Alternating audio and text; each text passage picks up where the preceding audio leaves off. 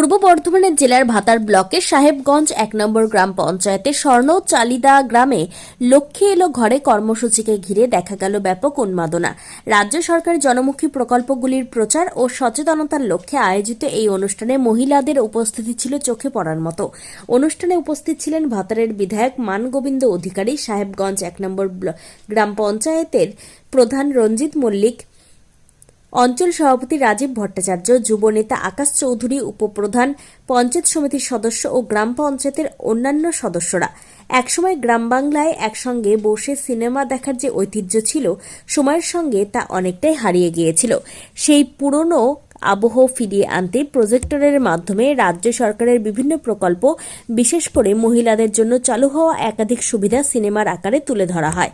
লক্ষ্মীর ভাণ্ডারের উপভোক্তা মহিলারা শঙ্খধ্বনি, উলধ্বনি ও পুষ্পবৃষ্টির মাধ্যমে অনুষ্ঠানকে উৎসবের রূপ দেন। ঢাকের বাদ্য আর জয় বাংলা স্লোগানে মুখরিত হয়ে ওঠে গোটা এলাকা। মুখ্যমন্ত্রী বিভিন্ন প্রকল্পের সুবিধা পেয়ে খুশি মহিলারা রাজ্য সরকারের প্রতি কৃতজ্ঞতা প্রকাশ করেন। অঞ্চল সভাপতি রাজীব ভট্টাচার্যের নেতৃত্বে গোটা কর্মসূচি সুপরিকল্পিত ব্যবস্থাপনার প্রশংসা করেন বিধায়ক মানগোবিন্দ অধিকারী। চারিদিকে মুখ্যমন্ত্রী ও বিধায়কের ব্যানার ফেস্টুনে সেজে ওঠে গ্রাম। অঞ্চল সভাপতি রাজীব ভট্টাচার্য জানান, ২০২৬-এর নির্বাচনের আগে গ্রামাঞ্চলের মানুষের কাছে সরকারি সুযোগ সুবিধার বার্তা পৌঁছে দেওয়া এবং নির্বাচনী প্রচারের স্বার্থে এই বিশেষ উদ্যোগ নেওয়া হয়েছে। পূর্ব বর্ধমানের ভাতার থেকে শেখ মিলনের report, crime press, Bengal news.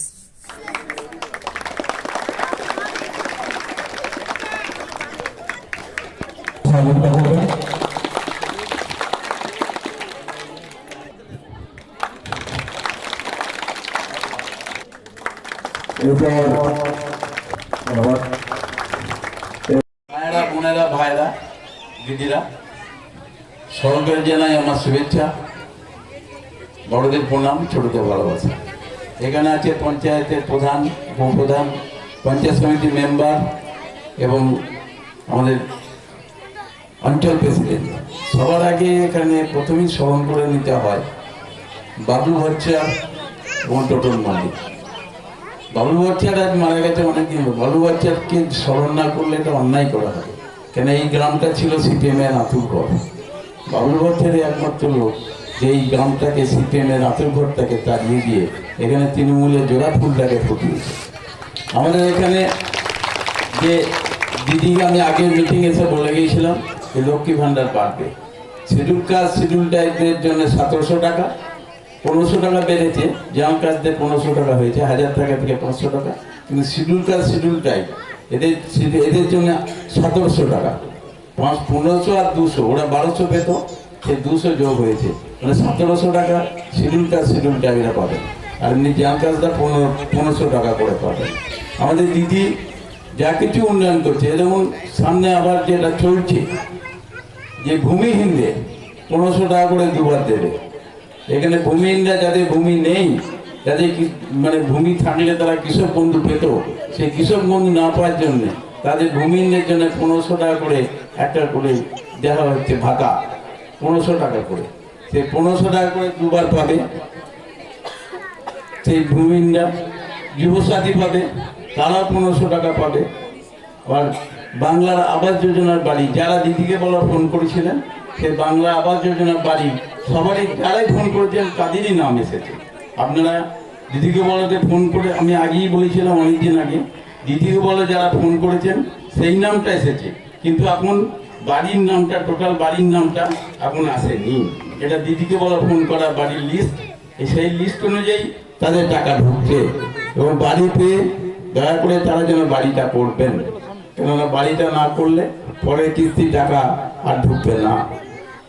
আপনারা সকলেই আছেন, মায়েরা বেশিরভাগ সংখ্যক আছে। এখানে লক্ষ্মীর পাঁচালী আমরা পড়ে গেছি, এটা লক্ষ্মী এলো ঘরে, এটা একটা সিনেমা, মুভি সিনেমা, এটা লক্ষ্মী এলো ঘরে। ৪৫ মিনিটের প্রোগ্রাম, মানে একটা শাশুড়ি তার চরিত্রটা দেখেছে, একটা বৌমা তার চরিত্র দেখেছে, আর সরকারের একজন রিপ্রেজেন্টেটিভ তার চরিত্র দেখেছে।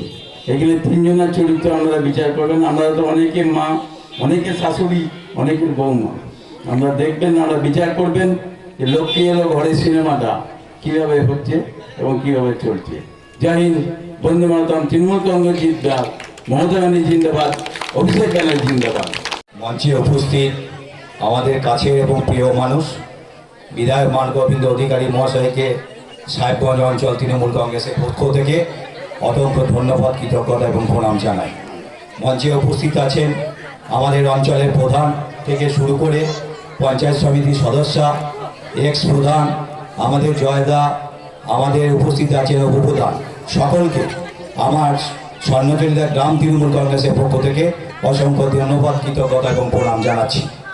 আপনারা জানেন যে এই কিছুদিন আগে আমাদের বিধায়ক পাড়ায় সংলাপে এসেছিলেন আমাদের অঞ্চলে।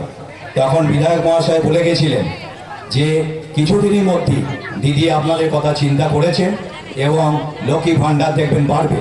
আশা করি আবার আমরা বিধায়ককে পেয়েছি এই একই মঞ্চে, সেটা কিন্তু বাস্তবায়িত হয়েছে। তাই বিধায়কের জন্য একটা জোড়ো করতালি দেওয়ার জন্য আমি অনুরোধ করবো সকলকে। ধন্যবাদ আপনাদেরকে।